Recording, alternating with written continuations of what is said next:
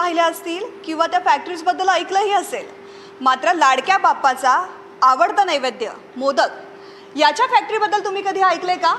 नसेल ऐकलं, नसेल पाहिलं तर काही हरकत नाही, कारण NDTV मराठी तुम्हाला घेऊन आलं आहे मोदकांच्या फॅक्टरीमध्ये. आणि ह्या मोदकांचं कसं प्रोडक्शन केलं जातं, कसे हे मोदक बनतात, कुठे कुठे विकले जातात आणि कशा पद्धतीनं हा उद्योग एकूण सुरू आहे या संदर्भात चर्चा करण्यासाठी आपल्यासोबत आहेत प्रसिद्ध उद्योजक आकाश मेढे. आकाश, खूप खूप स्वागत. नमस्कार. तर आकाश, मी ही जी रांग बघितली ते बघून माझ्या लक्षात आलं आहे की इथे हजारो नाही लाखोच्या संख्येनं मोदक तयार होतात. तर मग एवढ्या मोठ्या प्रमाणातले मोदक फक्त पुण्यातच विकले जातात? नाही, फक्त पुण्यात नाही तर आता सध्या आपली अवेलेबिलिटी जी आहे ती मुंबई आणि दिल्लीमध्ये पण आहेत. मुंबई आणि दिल्लीमध्ये आपले डिस्ट्रीब्युटर्स आहेत की जे पुढचं लॉजिस्टिक्स म्हणजे कस्टमर्सपर्यंत ऑर इवन तिथल्या काही दुकानदारांपर्यंत ऑर्डर्स पोहोचवण्याचं काम पुढे ते बघतात. अच्छा, म्हणजे इथे पूर्ण प्रोडक्शन होतं, हो. बल्कमध्ये ऑर्डर्स घेतल्या जातात आणि मग त्या डिस्ट्रीब्युटरकडे पाठवल्या जातात. ही एकूणच उद्योगाची संकल्पना तुझी होती की आधीपासूनच तुमचा हा उद्योग सुरू आहे? फाउंडर सांगायचं झालं तर आई वडील आहेत. आता मी सेकंड जनरेशन जी आता पुढे ब्रँडिंग आणि मार्केटिंगमध्ये उतरलो. मग आता हा बिझनेस तू वाढवतोयस, येस. तर मग आता फक्त तुम्ही बल्कमध्ये ऑर्डर्स घेतात की आणखीन काही तुझ्या कल्पना आहेत? आत्ता आपण फ्रँचायझी म्हणजे कसं झालं, आपलं सध्या पब्लिसिटी वाढल्यामुळे डिरेक्टली आपल्याला कस्टमर्सचे कॉल्स खूप चालू झाले.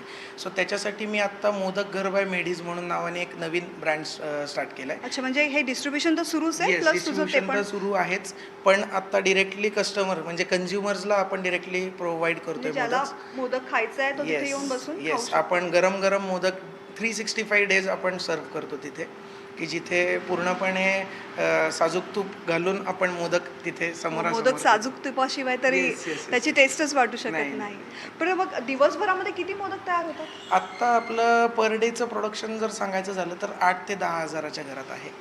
आणि गणपतीत जर सांगायचं झालं तर पहिल्या दिवशीची आपली ऑर्डर ही ऑलमोस्ट 1.5-2 लाखाच्या आसपासची आहे. बापरे, एवढ्या मोठ्या प्रमाणात तुम्ही मोदक बनवता. आता हे मोदकाची साईज तर मी बघितली आहे, तो कसा बनतो हे पण मला बघायचं आहे, नक्की, तर तुम्हाला ते आता दाखवशील. येस.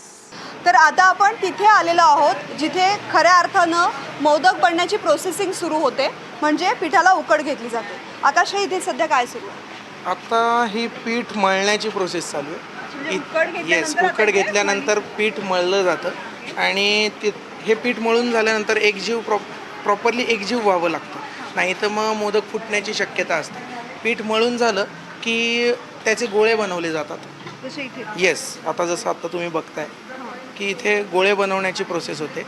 त्याला छान तेल पाणी म्हणजे शेवटी किती म्हटलं तरी एक हँड टच गरजेचा असतो. बरोबर. तसं पुन्हा एकदा एक हँड टच देऊन त्याला छान तेल पाणी लावून मळलं जातं पुन्हा एकदा आणि मग त्याचे गोळे बनवले जातात. आणि जितकं मला माहिती आहे तितकं सगळ्यात महत्त्वाचं काम हे आहे. अगदी अगदी मोदकात सगळ्यात महत्त्वाचं काय म्हणायचं तर ते वरचं पीठ. बरोबर, त्याशिवाय तो मोदक तितका व्यवस्थित होत नाही किंवा फुटतो. हो हो, एक्झॅक्टली. तर मग साधारण दिवसाला किती किलो पीठ अशा पद्धतीने मळलं जातं, उकडलं जातं? जर किलोमध्ये सांगायचं झालं तर ऑलमोस्ट 450-500 किलो दिवसाला पीठ लागतं. दिवसाला पीठ लागतं? येस येस तर पीठ मळल्यानंतर मग ही पुढची प्रोसेस? येस, सध्या ज्याच्यावरती मग- पारी तयार होते. अच्छा, मग हिचं असं ठराविक माप असतं की Yes, एवढ्या yes. आकाराचीच हो पारी? हो, पारीचा एक थिकनेस जो असतो तो आपण खास करून त्या गोळ्याच्या साईजमुळे आपण मेंटेन करतो, की गोळ्याचं वजन जे आहे ते अगदी 1-2 ग्रॅम पुढे मागे एवढं आपण फार फार तर होऊ देतो. अच्छा, मग दिवसभरामध्ये शिफ्टमध्ये काम चालतं की एका येस, शिफ्टमध्ये होतं? आता सीझनच्या दृष्टीने बघता तर आम्हाला ऑलमोस्ट 2 ते 3 शिफ्टमध्ये काम करावं लागतं. अच्छा, 2 ते 3 शिफ्टमध्ये shift. सध्या गणपती. Yes, yes, yes, आणि yes. एरवी एक सिंगल शिफ्टमध्ये काम होऊन जातं. एक अराउंड 10 तासाची आमची शिफ्ट असते. तर मोदकाची पारी तयार झाली आणि आता इथे पुरण तयार होतं. येस, आपलं हे तर- सारणाचं युनिट आहे. अच्छा, हे सारणाचं युनिट Yes. आहे. मग इथे आता ह्या पुरणाचं काही प्रमाण असतं वेगळं ठरलेलं? तसं म्हणायचं झालं तर नारळ आणि गुळ याचं एकमेकांचं एक नातं आहे. आपण कुठेही म्हटलं तरी नारळ गुळाचा एक पहिला नैवेद्य दाखवतो गणपतीला. तसं हे जेवढा नारळ तेवढा गुळ असं याचं एक प्रमाण असतं. सो असं आमचं या ऑटोमॅटिक मशीन्सवरती मिक्सिंग केलं जातं. नारळ खवले जातात. आपण अगदी ट्रेडिशनल पद्धतीने म्हणजे कुठेही डेसिकेटेड नारळ वगैरे असा यूज करत नाही. मशीन्स जरी यूज करत असलो तरी कंपल्सरीली आपण नारळ खोवूनच त्याच्यामध्ये सारणामध्ये यूज करतो. सो त्याच्यामध्ये म्हणजे व्यवस्थित बाइंडिंग जे म्हणतो ते खोवलेल्या नारळाचंच फक्त गुळाशी व्यवस्थित छान बाइंडिंग होतं. ते पण अगदी तुम्ही खवणीवरती खवतात ते नारळ, मिक्सरला पण काढत नाही. अगदी ट्रेडिशनल पद्धतीने फक्त ऑटोमायझेशन, बस एवढंच. तेवढा वेळ कमी लागतो आणि कमी वेळात थोडं काम होतं. आणि मग इकडे ते नारळ फोडले जातात. हो हो, नारळ फोडून नारळ खोवला जातो. नारळ फोडताना त्याच्यात काही शेलचे तुकडे और खवतानाही त्याच्यामध्ये काहीचे शेलचे तुकडे येतात. सो मग खोवून झाल्यानंतर तो निवडला जातो की कुठे सारणामध्ये त्याचा तुकडा येऊ नये म्हणून, या कारणासाठी म्हणून. सो बारीक बारीक तो नारळ पूर्णपणे निवडून छोट्या छोट्या गोष्टींचा पूर्णपणे हायजीन मेंटेन करण्यासाठी पूर्णपणे निवडून घेणं, साफ करणं, ह्या सगळ्या सगळ्यात गोष्टी केल्या महत्वाचं आहे खरं हो, तर हो, की एवढ्या लाखोंच्या Large संख्येनं scale. जर तुमचे मोदक बनतायत तर त्याची Yes, क्वालिटी पण तुम्हाला Quality हायजीन check पण होतं तेवढं ना, मेंटेन hygiene करावं maintain लागतं. होणं फार गरजेचं आहे. आणि आता मग इथे मोदक तयार केले जातात. आता खरं काम, खऱ्या कलेची जी आपण हे म्हणतो ते आता खऱ्या कलेचं काम जे आहे जे ते मोदक मी बघतीये ते एक पूर्ण एक येस, size एक म्हणजे छोटा नाही, एक आम्हाला खास करून बऱ्याच लोकांचा हाच प्रश्न येतो मोदक बघितल्यानंतर की हे मशीन मेड आहेत का, कारण पहिला आणि 100वा मोदक हा अगदी एकसारखा दिसतो. मग हे मोदक तयार करण्यासाठी काही विशेष ट्रेनिंग दिलं जातं या इथल्या महिलांना? म्हणजे कुठल्याही महिलेला तो मोदक एकसारखा होत नाही तोपर्यंत तिचा मोदक जो आहे तो आम्ही विक्रीच्या ह्याच्यामध्ये घेत नाही. तिला पूर्णपणे ऑलमोस्ट 15-1 दिवसाचं तरी म्हणजे ट्रेनिंग न शिकलेल्या महिला इथे येतात, मोदक Yes, न yes, शिकलेल्या, yes, त्यांना yes. काहीच येत नसतं आणि तुम्ही पूर्ण ट्रेन. तर हो, म्हणजे फक्त मोदक नाही तर मोदक बनवणारे कलाकार सुद्धा आम्ही घडवतो. तर हे साधारण मी मोदक बघतीये, एकाच आकाराचे हे मोदक आहेत आणि या सगळ्या ज्या महिला तयार करतायत मोदक, इतक्या पटापट मोदक तयार करतायत की मला नाही वाटत की त्यांना काही मिनिटं लागत असतील. अगदी काही क्षणात, काही सेकंदात मोदक तयार होत आहेत. तुम्हाला किती वेळ लागतो एक मोदक तयार करायला? 1 मिनिटामध्ये होतो आमचा मोदक. 1 मिनिटात. 1 मिनिटात एक मोदक तयार होतो. आणि मग असे दिवसाला किती मोदक करता? दिवसाला आम्ही करतो तरी 700 वगैरे मोदक करतो. 700 मोदक एक महिला एक दिवसाला करते. आणि अशा किती महिला मग इथे काम करतात? आत्ता सध्या आहेत आमच्याकडे 25 एक बाहेर आहेत. 25 महिला एका शिफ्टमध्ये काम करतात. तर तुम्ही बघितलं इतक्या अगदी त्या हाताची मुवमेंट बघा तुम्ही.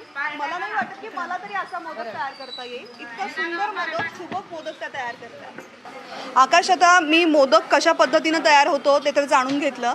आता सगळ्यात महत्त्वाचं काम म्हणजे मोदकाला वाफ देणं. खरं तर मोदक तयार करण्याबरोबर ते पण तितकंच महत्त्वाचं असतं. तर मला आता ते दाखव कशा पद्धतीने मोदकाला वाफ घेतली जाते. येस, मोदकाच्या वाफेचं तर मी सांगतोच, पण त्याआधी या सगळ्या मागचे जे करता धरतावर जे पिलर आपण म्हणतो त्यांची मी ओळख करून देतो. या भारती मेडी माझी आई. तर मग यांनी उद्योगाची सुरुवात केली होती. येस येस, यांनी तुमचा उद्योग पहिले जे कौतुक सुरू आज केला. पूर्णपणे या मोदकाचं केलं जातंय याचं पूर्णपणे अर्थार्थी कारण म्हटलं तर पूर्णपणे या आहेत. मग तुम्ही हा उद्योग केव्हा सुरू केला होता? हा उद्योग मी चालू करून 2009 पासून सुरू केला. प्रोफेशनली करायला लागले. बचत गटा थ्रू चालू केलेला. आणि आमच्या बारामतीच्या सुनंदाताई पवार ह्या जे भीमतडी जत्रा भरवतात त्यामध्ये आम्हाला उद्योजक म्हणून पहिल्यांदा बाजारपेठेमध्ये स्थान मिळालं. आणि तिकडनं ही जी जर्नी चालू झाली ती अद्याप वाढत्या क्रमाने चालूच आहे आमची. मग आता हे जे मोदक आपले पारंपरिक असतात तेच असतात की आणखीन काही फ्लेवर पण तुम्ही ॲड केलेत? नाही, मोदक पारंपरिक हा रेग्युलरही चालतो, पण त्याच्यामध्ये जरा नाविन्य काहीतरी वेगळं पाहिजे म्हणून मग चॉकलेट मोदक, मँगो मोदक, परत स्ट्रॉबेरी मोदक, त्याच्यामध्ये ड्रायफ्रूट्स असं वेगवेगळं काही ना काहीतरी ॲड करून फ्लेवर तयार केलेले आहेत. सगळ्यात जास्त कोणते मोदक आवडतात? केशरवाले रेग्युलर मोदकच जास्त चालतात. आणि हो, पारंपरिक मोदक. आणि लहान मुलांसाठी चॉकलेट मोदक जास्त चांगला चालतो. लहान मुलांना चॉकलेट मोदक खूप आवडतात. तर मग आता मला तू वाफ कशी देतात Yes. आणि पुढची प्रोसेसिंग काय असते? येस तर आकाश, इथे वाफ दिली जाते येस. आणि वाफ दिल्यानंतर मग काय प्रोसेस असते? साधारण 25 मिनिटाची वाफ देऊन झाली की आपण ते मोदक थोडे थंड होण्यासाठी म्हणून, रूम टेम्परेचरला आणण्यासाठी म्हणून आपण ते फॅन खाली ठेवतो. आणि एकदा ते नॉर्मल रूम टेम्परेचरला आले की मग आपण पॅक करून देतो.